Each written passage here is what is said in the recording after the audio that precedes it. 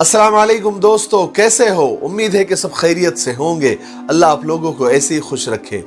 आइए आज हम दुनिया के मशहूर और मारूफ कॉमेडियन चार्ली चैपलिन की जिंदगी के कुछ पहलू पर बात करेंगे। बहुत डिटेल में तो नहीं, लेकिन उनकी जिंदगी के कुछ किस्से ऐसे हैं जो हमको और आपको सुनना चाहिए। बहुत कुछ हमको सीखने को मिलेगा और हमको बहुत सारी इंस्पिरेशन मिलेगी। चार्ली चैपलिन एक ऐसे कॉमेडियन थे कि जिन्होंने बिना कुछ कहे, बिना कुछ बोले, जैसे आजकल के बहुत सारे कॉमेडियन बकवास करके या कुछ ऐसे वल्गर जोक्स बोल के हंसाने की कोशिश करते हैं, लेकिन चार्ली चैपलिन एक ऐसे कॉमेडियन थे जिन्होंने बिना कुछ कहे सिर्फ अपनी एक्टिंग और अपनी हरकतों से ही कॉमेडी की और हंसी की ऐसी रोशनी बिखेरी है जो शायद कभी मध्यम नहीं होगी। बहुत कम लोग जानते होंगे कि उनकी मुस्कुराहट और उनके हंसते हुए चेहरे के पीछे बहुत सारे दर्द छुपे हुए हैं। वो गरीबी और बदहाली के भट्टी में पककर ऐसा सोना बने थे कि जिसकी चमक ने करोड़ों लोगों के चेहरों पर मुस्कुराहट बिखेरी थी।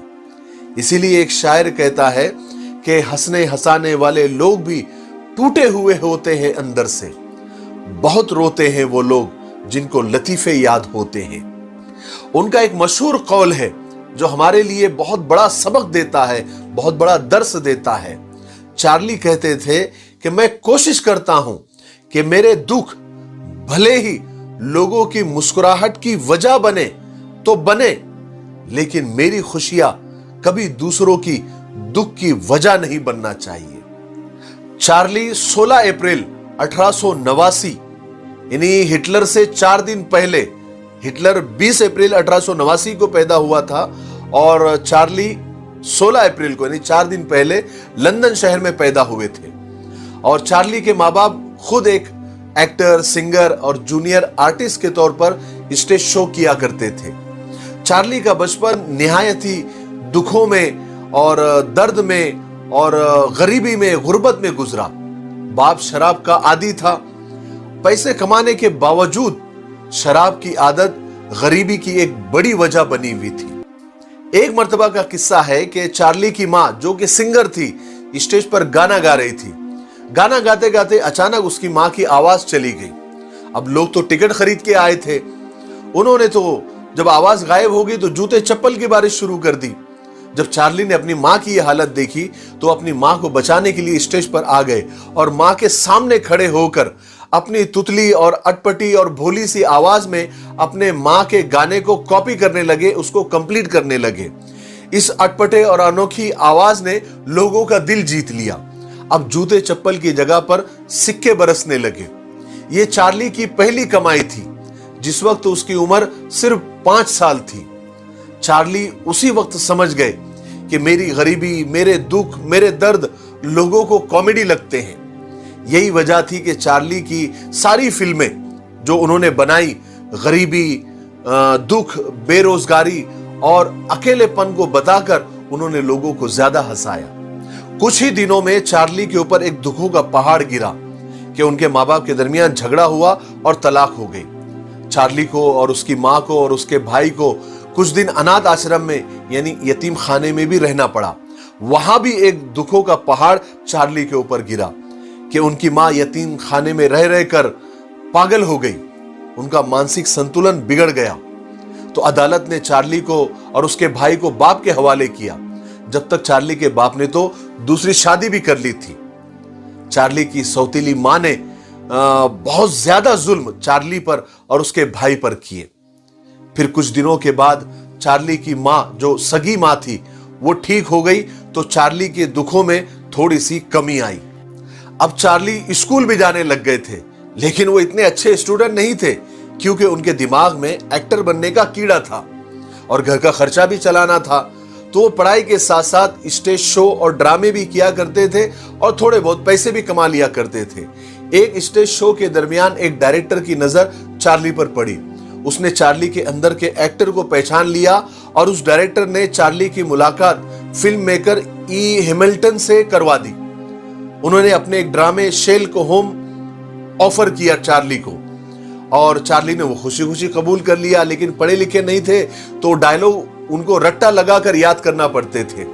लेकिन उस फिल्म शेरलॉक होम्स से उनको काफी शोहरत मिली। उस जमाने में दुनिया वर्ल्ड वॉर और आर्थिक महामंदी से गुजर रही थी। चारों तरफ तानाशाहों का आतंक था।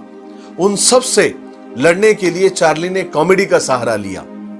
चार्ली को अमेरिका और अमेरिकन लोगों से बहुत लगाव था, इसलिए उनकी पहली शादी अमेरिका में ही ओना ओनेल नाम की लड़की से हुई और कुछ दिन अमेरिका में रहे भी। लेकिन अमेरिका और अमेरिकन लोगों की बेरुखी से परेशान होकर वो लंदन आ गए। लंदन में भी कुछ दिन रहे, लेकिन वहां भी कुछ मसाइल की वजह से वो स्विट्जरलैंड आकर हमेशा के लिए बस गए। और स्विट्जरलैंड में ही चार्ली की मुलाकात हमारे इंडिया के जवाहरलाल नेहरू और उनकी बेटी इंदिरा गांधी से हुई और महात्मा गांधी से भी मुलाकात हुई थी। वो अपनी किताब में, यानी चार्ली अपनी किताब में उन्होंने लिखा है कि वो महात्मा गांधी की सोच से मुतासिर है, इंस्पायर है। फिर आखिर को वो दिन आया 25 दिसंबर 1977 जब लोग क्रिसमस की खुशियां मना रहे थे, तब चार्ली ने इस दुनिया को अलविदा कह दिया। और चार्ली का वो जुमला आज भी लोगों की जबान पर है। मुझे भी बोलते हुए अच्छा लग रहा है कि मेरा दर्द किसी के लिए हंसी की वजह तो हो सकता है, लेकिन मेरी हंसी किसी के दुख की वजह नहीं बनना चाहिए। लेकिन सारी दुनिया को हंसाने वाले को मरने के बाद भी कब्र में चैन नहीं आया। चार्ली चैपलिन के मरने के 2 महीने बाद ही कब्र से उनकी लाश चोरी हो गई, गायब हो गई। बहुत हंगामा हुआ, अलग अलग कयास लगाए जाने लगे, लेकिन सारे कयासों को उस वक्त तो रोक लग गई जब चार्ली की बीवी ओना ओनेल को एक अगवाकार यानी फिरौती वाले का फोन आया और $6 लाख तकरीबन 4.5 करोड़ की डिमांड की कि अगर लाश चाहिए तो 4.5 करोड़ यानी $6 लाख हमको चाहिए। ओनेल ने तो साफ मना कर दिया कि मैं देने वाली नहीं हूं, लेकिन आखिरकार पुलिस ने उन अगवाकारों को और फिरौती मांगने वाले को गिरफ्तार कर लिया। उन्होंने ये काम पैसे के लिए किया था, लेकिन चार्ली ने मरने के बाद भी ये साबित कर दिया कि मरा हुआ हाथी भी 1.25 लाख का होता है। मुझे उम्मीद है कि आपको चार्ली चैपलिन की इस कहानी से बहुत कुछ सीखने को मिला होगा। मेरे लिए दुआ करते रहें। अस्सलाम वालेकुम।